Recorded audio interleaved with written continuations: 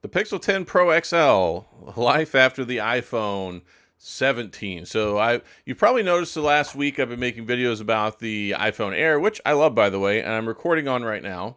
And I also have the iPhone 17 Pro Max. So you're like, okay, did Adam turn into a an Apple fanboy?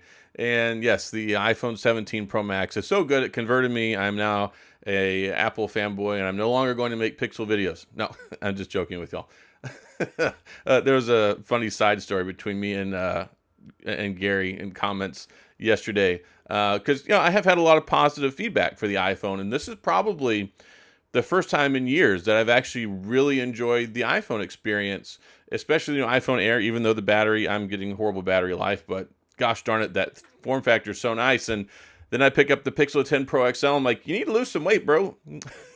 Like, they need to send the Pixel 10 Pro and Pro XL to Fat Camp, and yeah, they're heavy.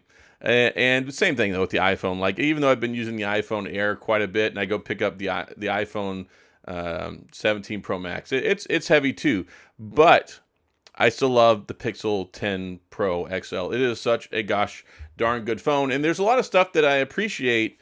I think even more with the Pixel, having used the iPhone for the last week and been testing them out a lot. For one, Android 16 to me is way better than iOS. iOS 26, I like it better than iOS 18. I still have a few bugs here and there. iOS 18 was a buggy mess, and then the beta for iOS 2016 was very buggy.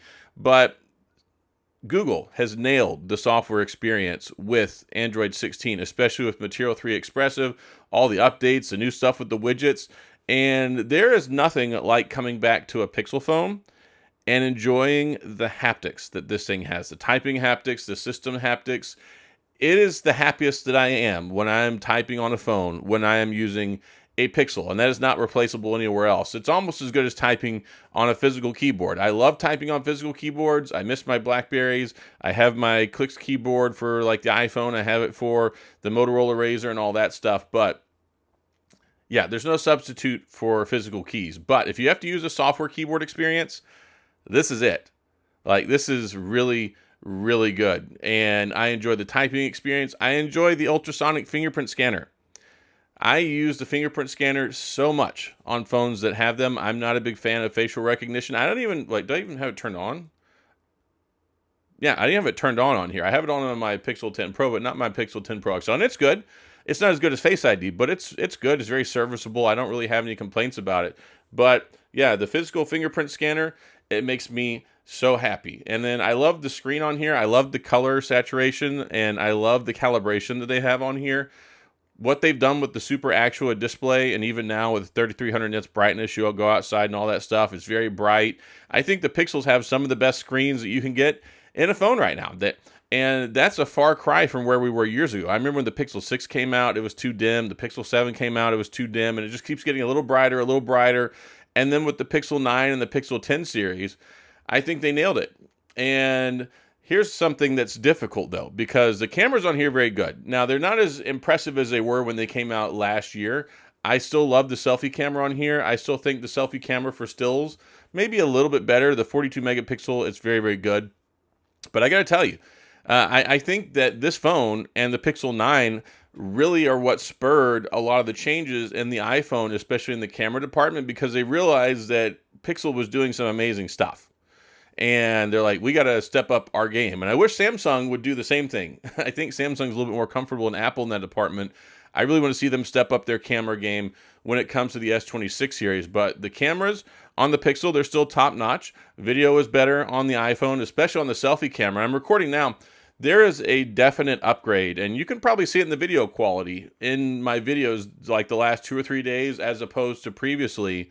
The new selfie camera in the iPhones, and this is one great thing too, it's in the iPhone Air, it's in the iPhone, the same selfie camera across the board, 18 megapixel. It is fantastic. Like, it's really good, especially for video. There's a reason why I use them when I record for my videos.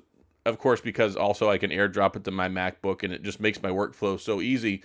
But Yeah. Oh, the iPhone Air has definitely made me appreciate the battery life better on the Pixel 10 series phones.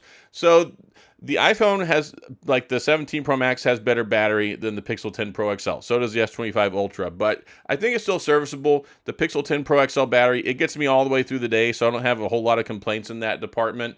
And I just love the design. I think this is probably the most iconic design out there when you take a look at the iPhone, when you take a look at Samsung, when you take a look at Pixel. I really feel like the Pixel guys, they're doing some good stuff.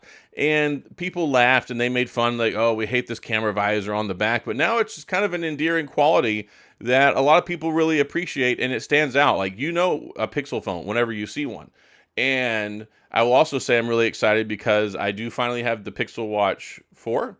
I can't talk about it yet, but it did show up. So I have that. I'll have a video about that whenever that stuff comes available soon in the near future. But just telling you, I do have it. So whenever it comes to Google and what they're doing with their ecosphere now, I mean, we've got the Pixel Buds Pro 2. Those are fantastic. We've got the Pixel Watch 4. That's going to be available soon for people to get.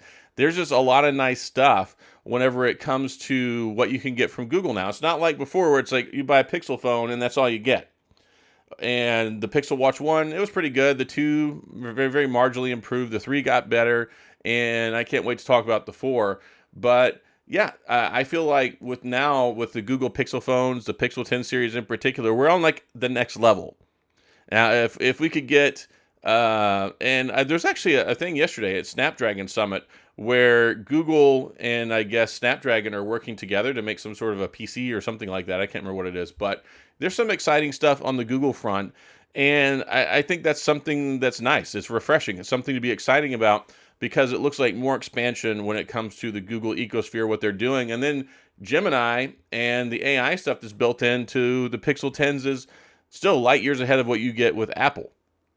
I asked Apple something simple. I tried to use Siri, and I tried to ask it a simple question. It's like, oh, here, you can use ChatGPT, or I can't get the answer, or here, we can't find that for you right now. And it's so nice with Google because you're just like, hey, you ask Gemini a question, and it gives you an answer, and it helps you with stuff. And you get all the other cool things like the image generation. You get, now we have the SOS messaging, and we have other cool things like the call screening, which is better and better than ever. So there's a lot of nice things whenever it comes to AI. Heck, you got the camera coach now that'll help you take better pictures.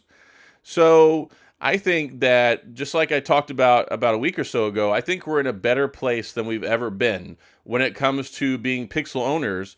I think the ecosphere is coming along. I think the software is number one right now. I think they're ahead of everybody. And even if you take a look at Samsung with the Galaxy and One UI, a lot of it is just a different flavor of what you already get with Android 16 from Google that they're just making their own. So I think we're in a good spot.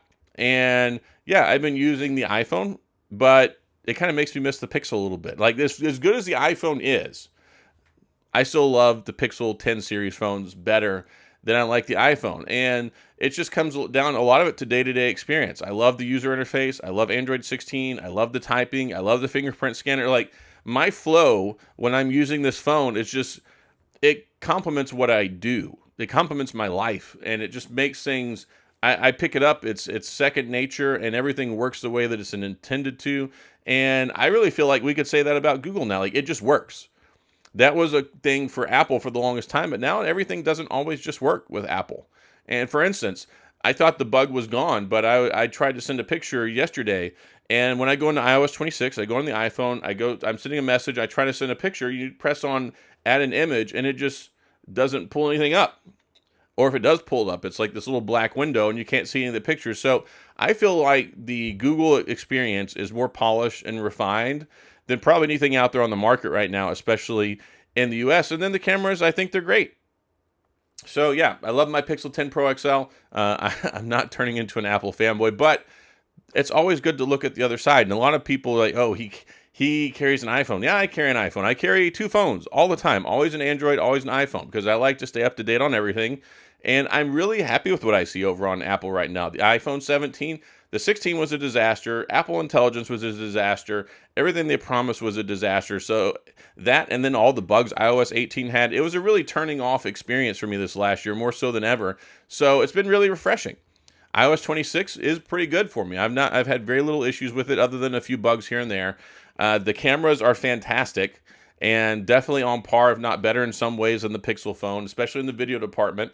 And yeah, they're doing some good stuff, but that's great because that means that hopefully whenever we get the Pixel 11 next year, they'll respond to that and they'll one-up them as well, just like we did with the Pixel 9. Like the Pixel 9 did a one-up, and now iPhone, they've done a one-up. So it just keeps the competition going, and it keeps these companies on their toes where they can't just sit back and be like, you know what, we're just going to phone it in this year and they can just buy it, right? So yeah, I still love the Pixel 10 series phones, and I think there's a place for them. I think they're still important, and I think they're still such a good experience. So that's all I got. If you have any questions, comments, gripes, concerns, complaints, all that stuff, please, of course, go to the comment section. I'll do my best to get back with you. If you enjoyed the video, please hit the like and the subscribe button and the little notification bell if you want updates when new videos come out. And as always, thanks for being here. I appreciate you watching.